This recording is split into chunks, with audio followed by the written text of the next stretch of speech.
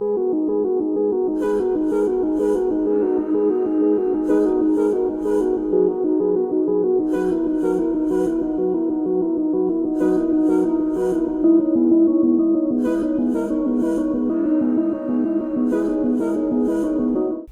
విడుదలైన JEE advanced ఫలితాల్లో 32వ rank సాధించారు కదా. మీరు ర్యాంకు సాధించడం వెనుక ఎవరి ప్రోత్సాహం ఉంది? నమస్తే, నా పేరు కాపల్లి యశ్వంత్ సాయి. నాకు జేఈ అడ్వాన్స్డ్లో ఓపెన్ కేటగిరీలో 32, ఓబీసీ కేటగిరీలో ఆల్ ఇండియా సెకండ్ వచ్చింది. టీఎస్ఎంసెట్లో స్టేట్ సెకండ్ వచ్చింది. నాకు ఈ ర్యాంక్ రావడానికి ముఖ్య కారణం పేరెంట్స్ సపోర్ట్, ఇంకా టీచర్స్ హెల్ప్. చిన్నప్పటి నుంచి మా మదర్ ఎక్కువ సపోర్ట్ చేసుకుంటూ వచ్చారు. మా మదర్కి నాకు మంచి ర్యాంక్ వస్తే ఒక మంచి వాల్యూ వస్తుందని చదివాను. ఈ ర్యాంక్ రావడానికి మా మదర్ ప్రోత్సాహం చాలా ఎక్కువ ఉంది. నాకు ఈ ర్యాంక్ తెచ్చుకోవాలని 7th క్లాస్ నుంచి స్టార్ట్ అయింది సార్. 7th క్లాస్లో మా టీచర్స్ చెప్పేవాళ్ళు ఐఐటీలో సీట్ వస్తే బాగుండిద్ది లైఫ్ అని. అప్పుడు ఒక మంచి ర్యాంక్ రావాలని అనుకున్నాను.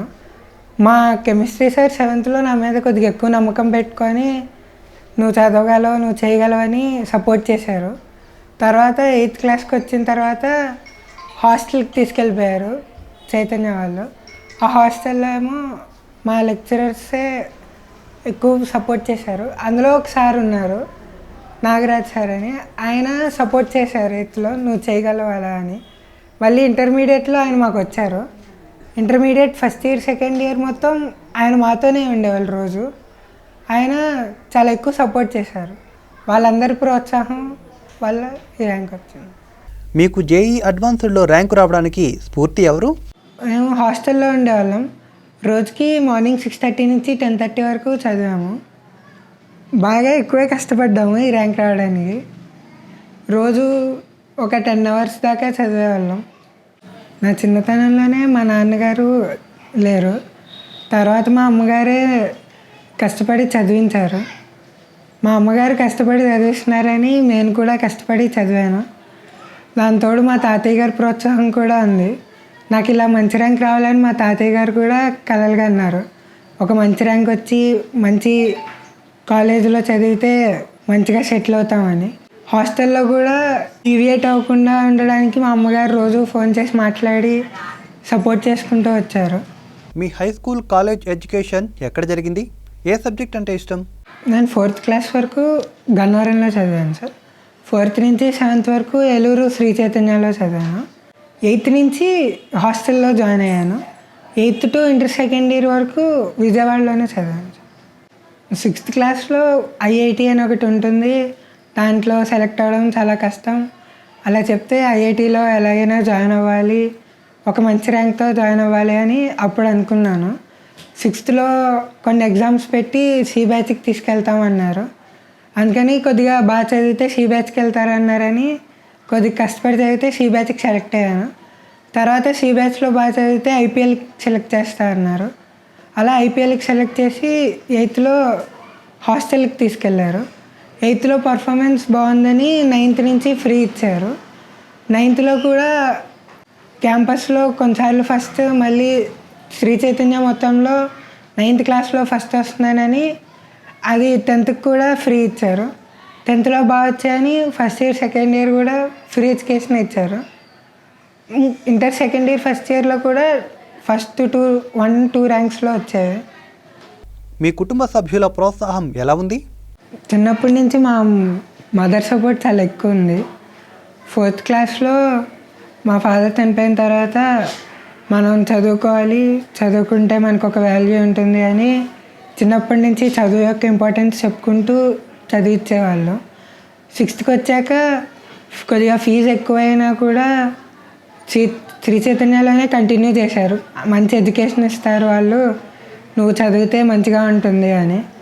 మళ్ళీ 7thలో కూడా సి బ్యాచ్లో కొద్దిగా ఫీజు ఎక్కువ కట్టాల్సి వచ్చినా కూడా ఫీజు గురించి వాటి గురించి ఏమీ ఆలోచించుకు మేము సపోర్ట్ చేస్తాము, నువ్వు చదువుకో, చదువు గురించే ఎక్కువ చెప్పుకుంటూ వచ్చేవాళ్ళు.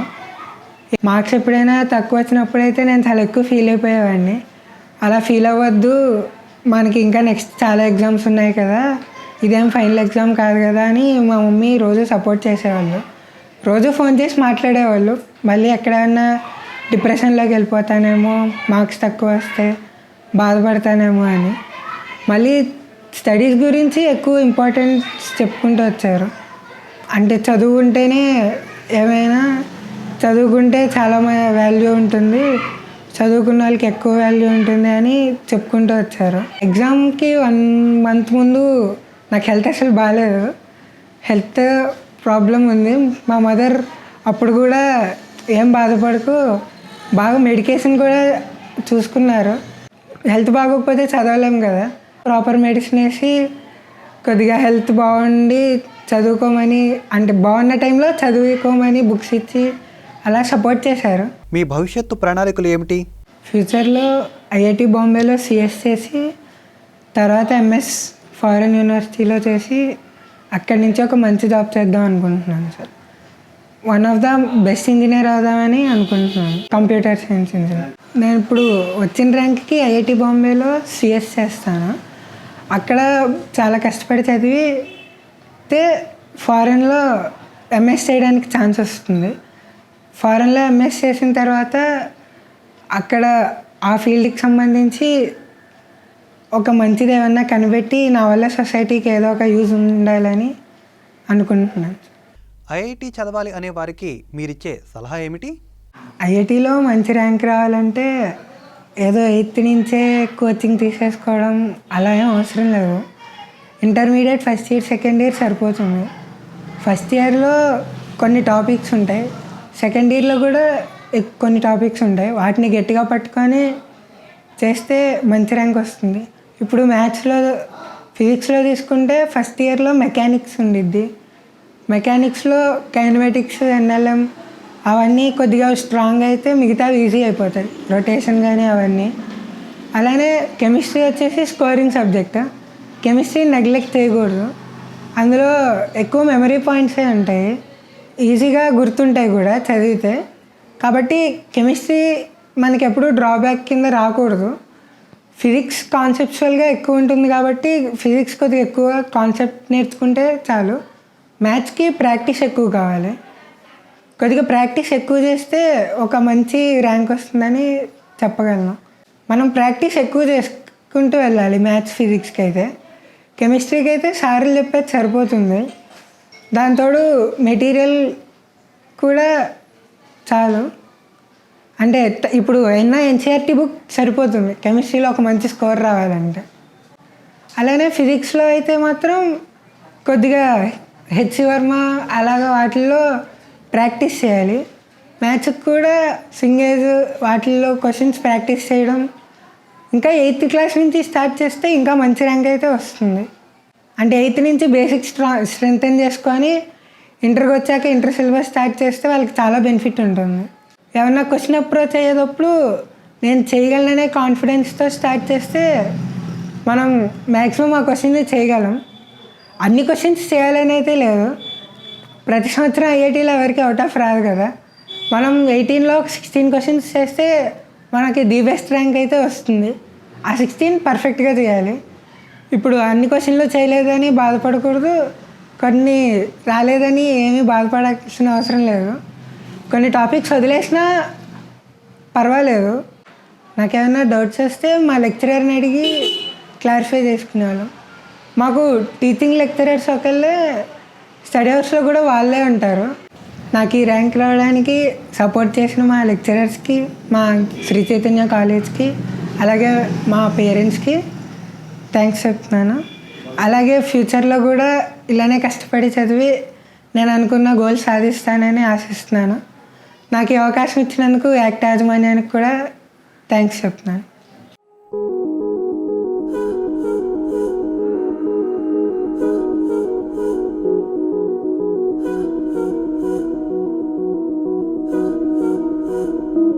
అందరికీ నమస్కారం. నా పేరు కాపేలి సరోజినీదేవి, మా బాబు పేరు కాపేలి యశ్వంత్ సాయి.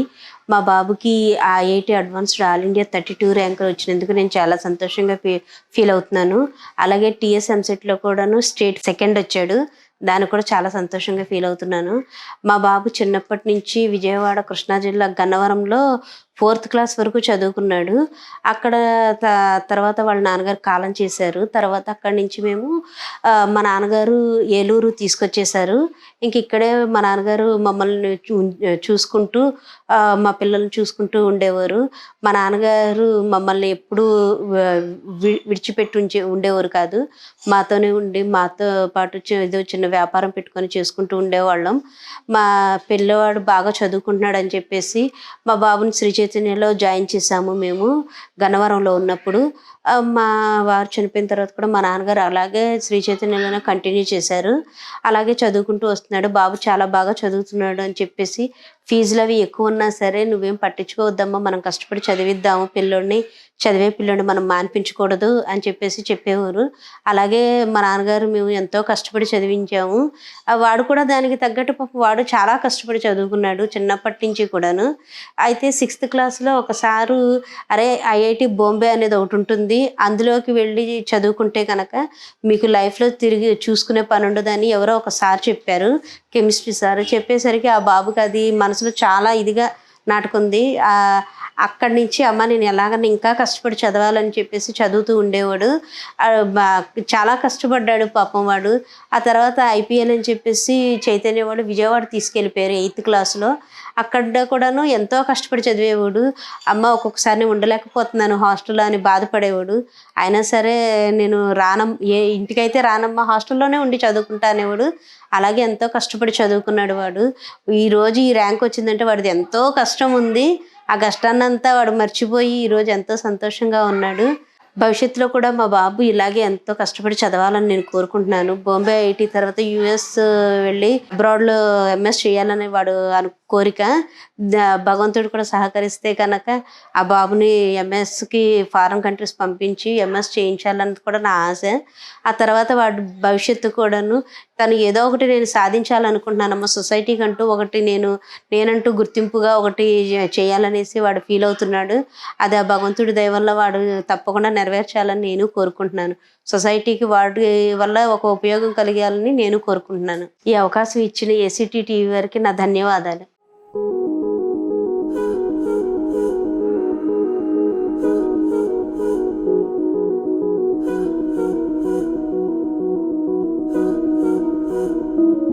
కాపేలి యశ్వంత్ సాయి నా తమ్ముడు. వాడు చిన్నప్పటి నుంచి కూడా చాలా కష్టపడుతూ చదువు ఉండేవాడు.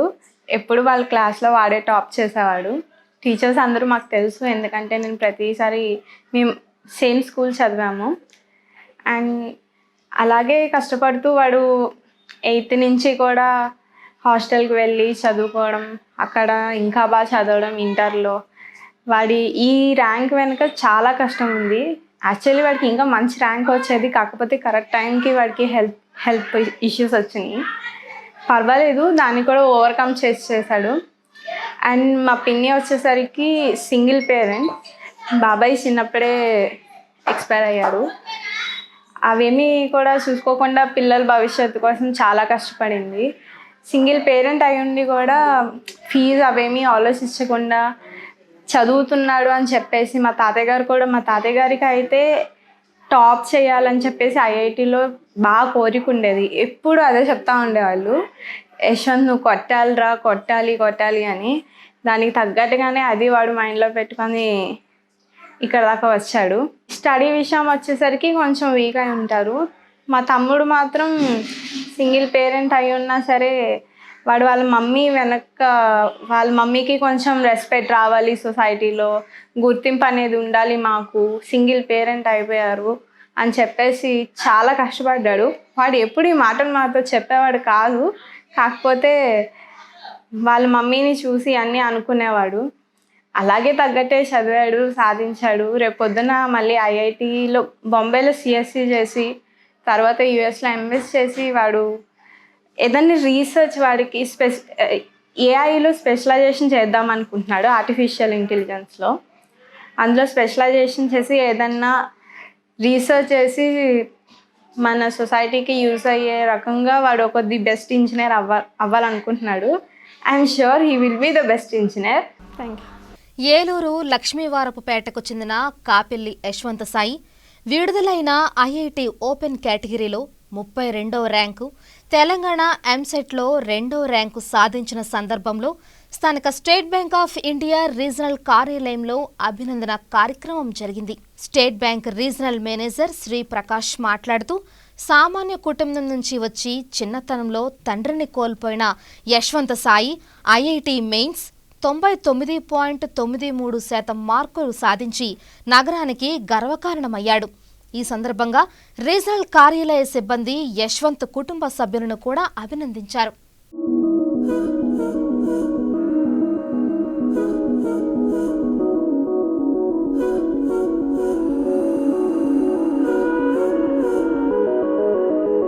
Teachers are brief about regarding his achievements and all. So now we would like to felicitate the candidate, sir. Felicitation and all we call him. And really, his father expired at the age of very early age. Despite that, his mother has taken care, and at the same time, he has also put best efforts. And he achieved the rare feat of getting 32 rank in the IIT and second rank in the Telangana MCET, sir. So really, it's a privilege to us to honor such a student and us, sir. So I request you to honor the student, sir. Start the felicitation, sir. As well as for his education needs, sir. His teacher also is there in the RBO Eluru, who has really coached him. So our compliments to teacher, our compliments to the mother. And he also second rank in the MCET exam conducted by Telangana government, sir. So it is a privilege to honor and felicitate. Just want to appreciate the hard work which he has put in. Next to indicate.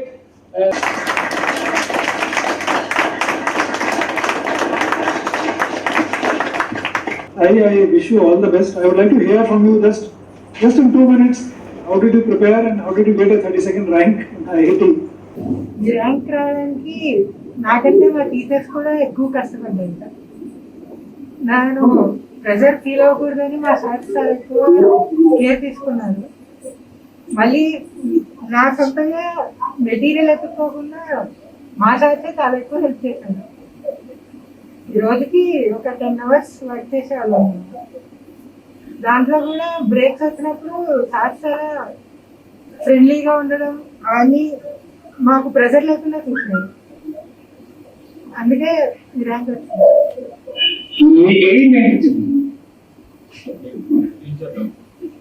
Computer science engineering బాంబేలో CS చేసి one of the best engineer అవుదాం అనేది. He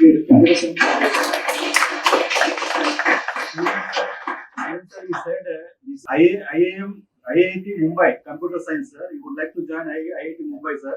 So you want to be a best engineer in India, sir. That's what his aim, sir. That's what he expresses, sir. And he will be the best engineer in India. Yes, sir.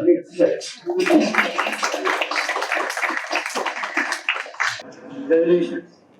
Our appreciation to the mother also and his teacher.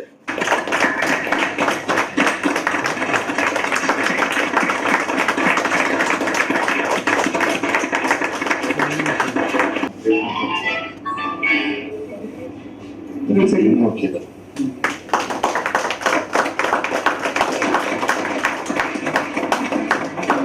Congratulations to students and the nation and SBI is very thankful to you. A good teacher is a generation builder. Thank you. The conference number followed by the pound key.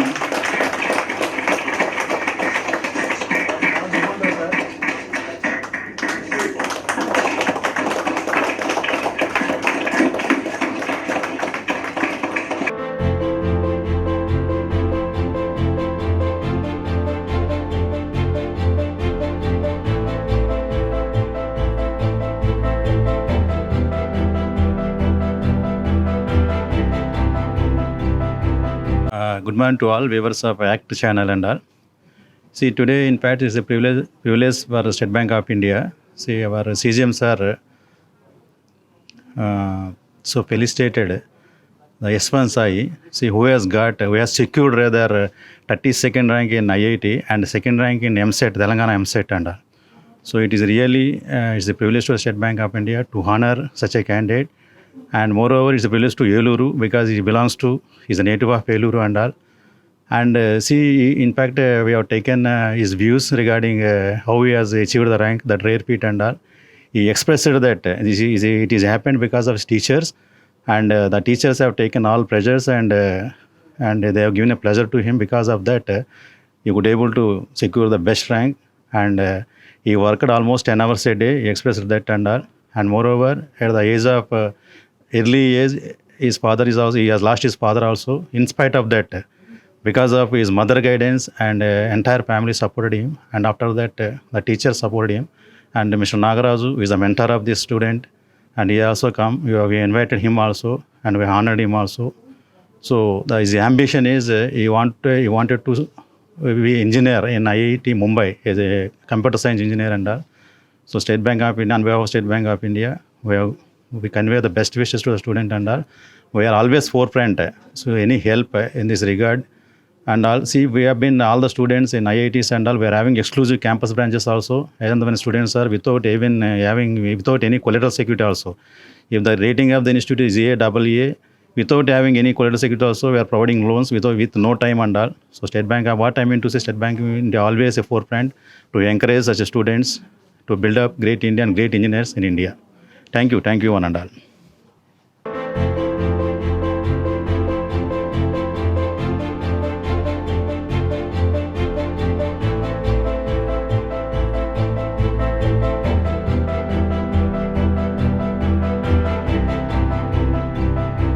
Yashwant Sai మా స్టూడెంటేనండి.